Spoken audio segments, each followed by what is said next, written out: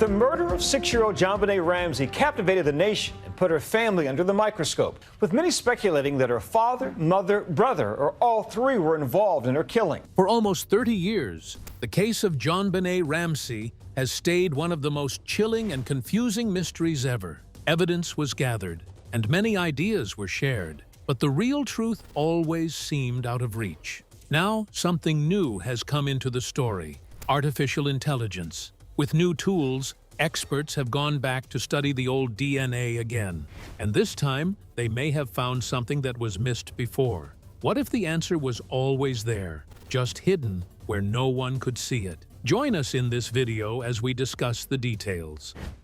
The disturbing revelation from JonBenét Ramsey's case.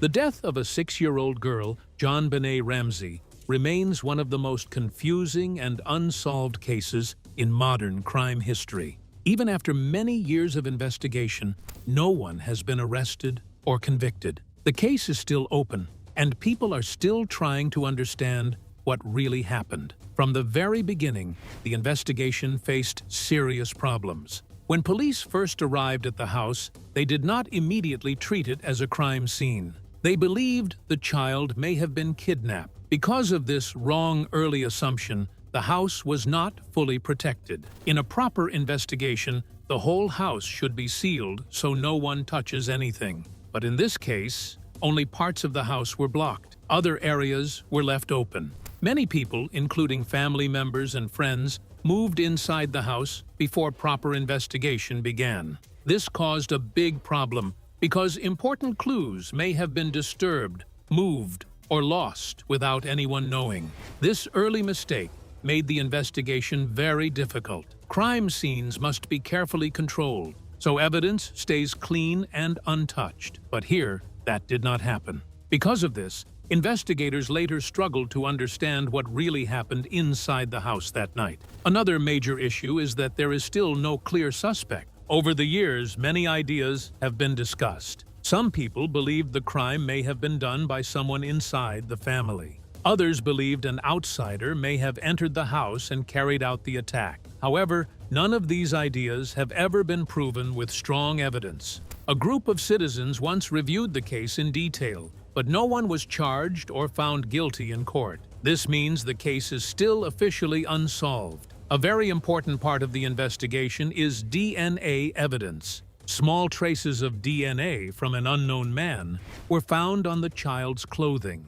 This was a major discovery because the DNA did not match any member of the family. This suggested that someone outside the home may have been involved. However, when the DNA was first found, technology was not advanced enough to clearly identify the person. The sample was also very small, which made it harder to test. As time passed, science improved. New DNA tools were created that can analyze even very small samples. One of the most important tools is called genetic genealogy. This method works by comparing DNA from crime scenes with DNA stored in public ancestry databases. Many people upload their DNA to find relatives or family history. Even if a criminal never gives their DNA, a relative might already have done so. This helps police trace family connections and slowly narrow down possible suspects. Using these new tools, investigators later re-examined the old DNA evidence in the case.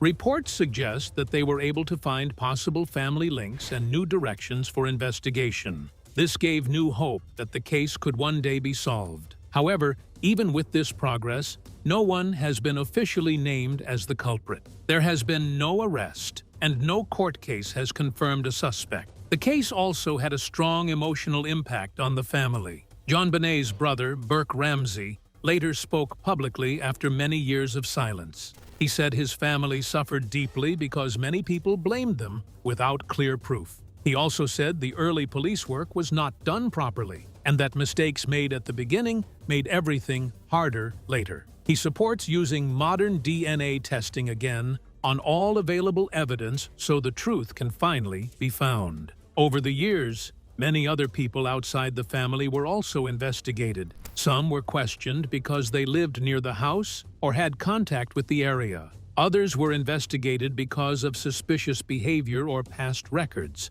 But after testing and investigation, none of them were proven guilty. DNA evidence did not match them, so they were cleared. Even today, the case remains open. Police still have the file.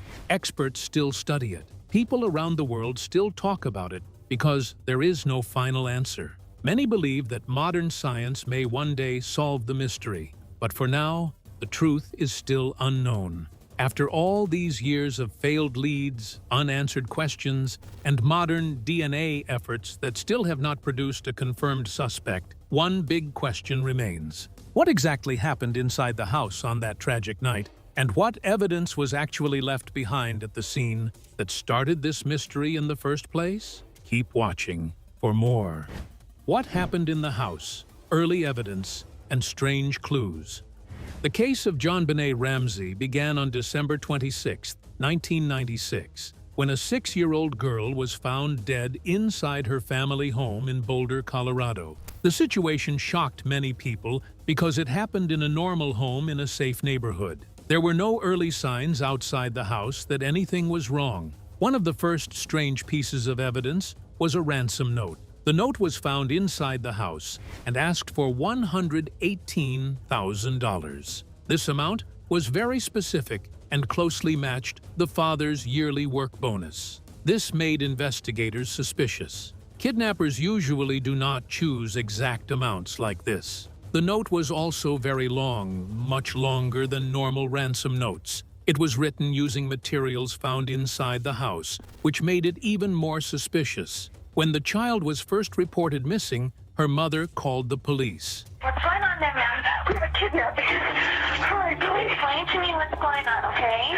At that time, officers believed it might be a kidnapping. Because of this belief, they did not secure the entire house as a crime scene. Only certain areas were blocked off, while other parts of the house were left open. This allowed many people to walk inside before proper investigation began. This is now seen as a serious mistake because it may have affected important evidence. Later that same day, the father found the child's body in the basement. She had suffered a serious head injury and had been strangled using a cord and part of a paintbrush. This showed that the attack was very violent and happened inside the house itself. Police also found other confusing details. There were no clear signs that someone broke into the house. A broken window was found in the basement, but it was not clear if it was used by anyone. A suitcase was also found under the window, but police could not clearly explain why it was there or what role it played. Another key piece of evidence was DNA found on the child's clothing.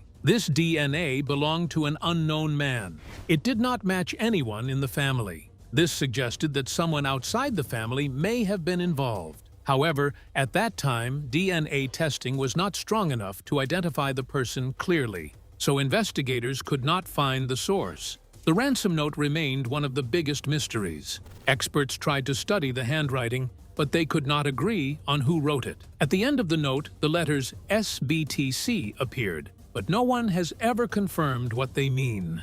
Because the house was not fully secured early on, many people moving inside may have changed or disturbed evidence without realizing it. Small clues may have been lost forever. Even after many years, the case is still not solved. Many suspects have been investigated, but none were proven guilty. The death of JonBenét Ramsey remains one of the most mysterious cases in modern history, with many questions still unanswered. With new DNA testing, fresh interviews, and renewed police attention now being brought into the case, the big question remains. After all these years of investigation and public debate, how exactly is the case being handled today? And what new steps are police really taking to finally get closer to the truth? Let's delve deeper. New police efforts, DNA testing, and what investigators are doing now. The case of JonBenét Ramsey is still not solved even after many, many years. It has been almost 29 years, but police are still working on it quietly in the background. The case has not been closed, and investigators still believe there may be a chance to find the truth. In recent times, police have said they are still trying to move the case forward. They are not just leaving it alone. They are still looking at new information that comes in. Sometimes people send tips. Sometimes they remember something small from the past. Police say they are checking these tips one by one, even if they are old or small. Because of these new tips, some people have been spoken to again. These are people who may have been questioned many years ago. Police are now going back to ask them questions again. This is because time has passed, and sometimes people remember things differently or new details become important. Police also say they are not working alone. They are now getting help from many different experts. Some are from state offices, some are from federal agencies, some are outside experts who understand old crime cases. These experts are helping police go through old files, old notes, and old evidence again very slowly and carefully. One of the biggest things police are focusing on now is DNA. DNA is like a very small biological fingerprint that every person has. Many years ago, when the case first happened, DNA testing was not very strong. Back then, scientists could only learn a little from small samples. But today, DNA testing has improved a lot. Because of this improvement, police are now testing old evidence again. Items that were collected years ago are being tested using new machines and better science. The idea is simple. Something that could not give answers before may now give answers today. Police are also working with special laboratories. These labs are experts in DNA work. They are trained to look at very small or damaged DNA samples. Some of these labs also work with something called genetic genealogy. This is a method where DNA is compared with large online family records. These records come from people who tested their DNA to learn about their family history. This method does not directly show the name of a criminal. Instead, it shows possible relatives. From there, investigators try to slowly build a family tree until they find possible matches. This method has helped solve other old cases before, so police are hoping it may help here too. One of the most important pieces of evidence is a small amount of unknown male DNA found on the victim's clothing. This DNA does not match anyone in the family. It has been tested before, but now it is being tested again with better tools. Even though it is a strong clue, it still has not clearly identified a person. Police have not shared all details about what new evidence they have. They have also not said who they are questioning. This is normal in serious cases because they do not want to risk losing important information. Even with all this new work, there is still no confirmed suspect, but police say they are still trying, and they are not giving up. With police now re-examining old evidence, using modern DNA tools, and following new leads in the case, another important question stands. How has all of this affected the victim's family? What has the public reaction been over the years? And where does the case truly stand today, after nearly 3 decades without answers? Let's find out. Family hope, public reaction, and where the case stands today.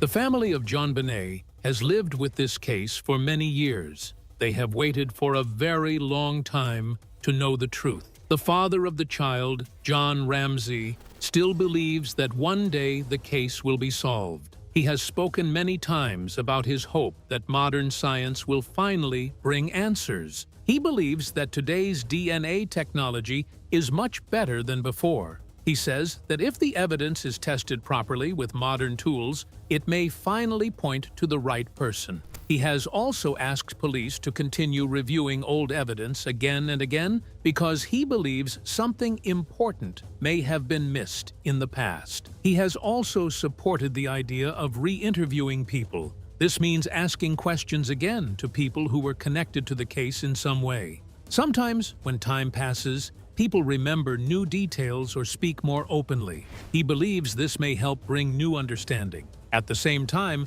the public reaction has been mixed. Many people still follow the case closely. Some people read updates every year and hope for a breakthrough. Others still talk about old theories, even when there is no proof. Over time, this has created a lot of confusion and misunderstanding around the case. The family has also faced a lot of public judgment over the years. Many people wrongly believed different theories about them, even though police have officially cleared them. This caused emotional pain and long-term stress for the family. Even after so many years, some of this public opinion still continues online. Despite all this, police say the case is still open. It has not been closed. They are still reviewing evidence and still following leads. They say they are using modern science to go through everything again carefully. This includes DNA testing and expert review of old case files. But even with all this effort, there is still no final answer. No arrest has been made. No person has been proven guilty. The identity of the person responsible is still unknown. So today, the case remains in a waiting stage. Police are still working. The family is still hoping. Experts are still studying the evidence. And the public is still watching closely. With all these long-standing doubts about what happened inside the house, the confusing crime scene details, and evidence that never seemed to fully fit together, the next important question is, what new claims, suspected confessions, and later developments have come out over time that may finally explain who was responsible and how the case has shifted after all these years? Let's take a closer look. Confession, claims, public blame, psychology, and current update. As time passed, new claims and interpretations began to appear in the case of JonBenét Ramsey. One of the most discussed developments is the claim that a suspect later made statements that sounded like a confession. However, this was not a formal confession made in court. It was described as a private conversation recorded during an investigation process.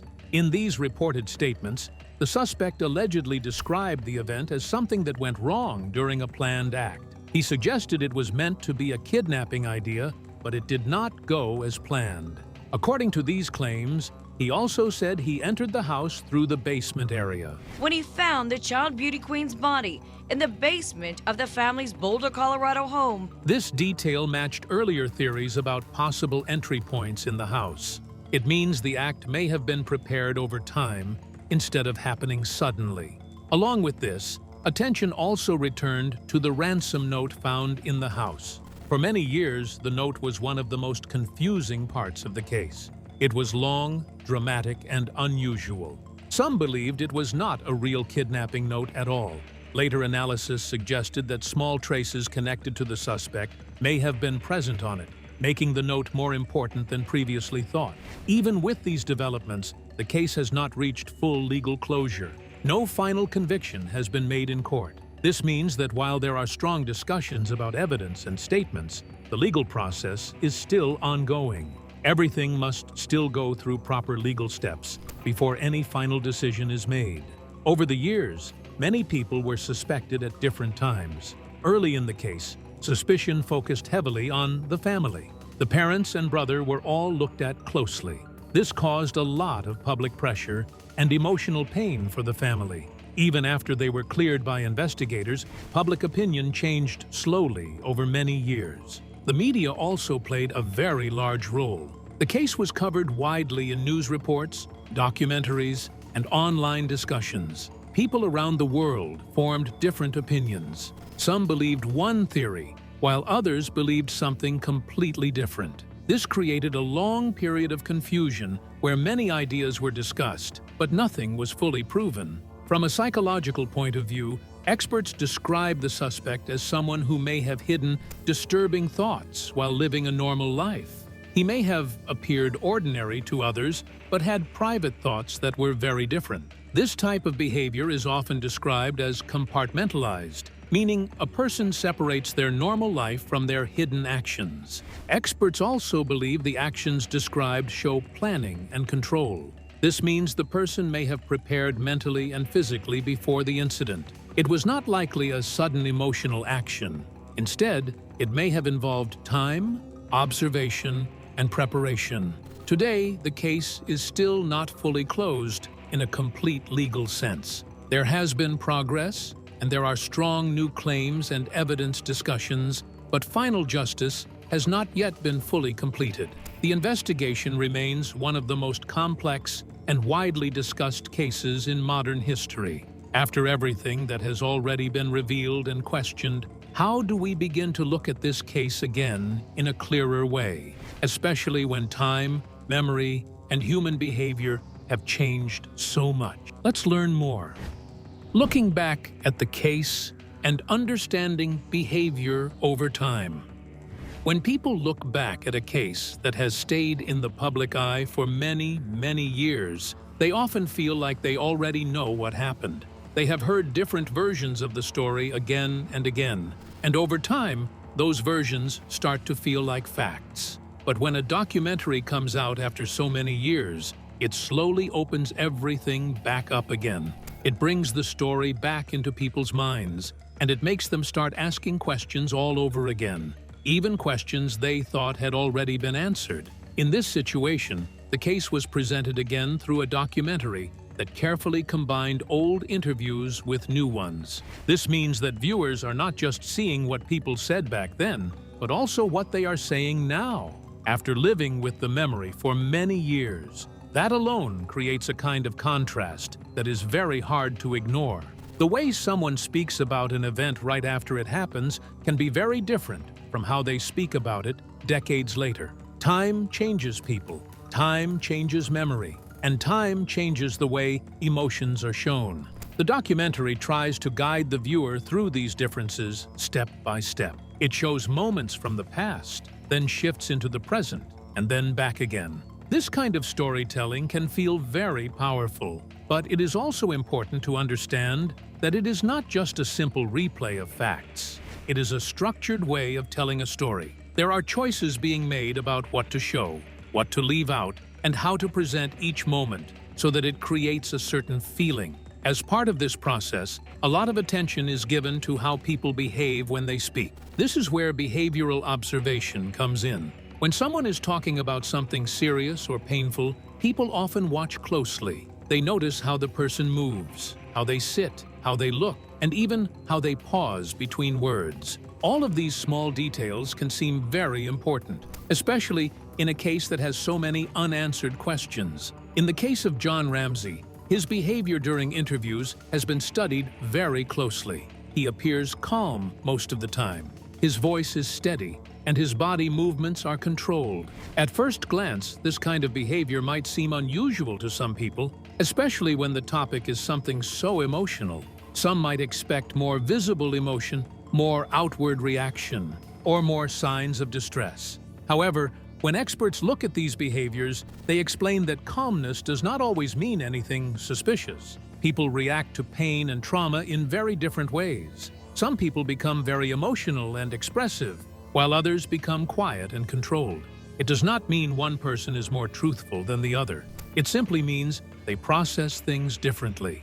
There are also small moments during the interviews where slight tension can be seen. For example, there may be a brief tightening of the mouth, a small movement of the shoulders, or a pause before answering a question. These moments can suggest that the person is feeling some kind of pressure or discomfort. But again, that discomfort does not automatically point to anything specific. It could be stress from remembering the event. It could be pressure from being watched and judged. Or it could simply be the weight of speaking about something painful after many years. This is why experts are very careful when talking about body language. They do not jump to conclusions. Instead, they remind people that behavior only shows how someone feels in that moment, not what they did or did not do. Emotional reactions are not the same as evidence. Over many years, and after telling the same story many times, I thought there was something drastically wrong.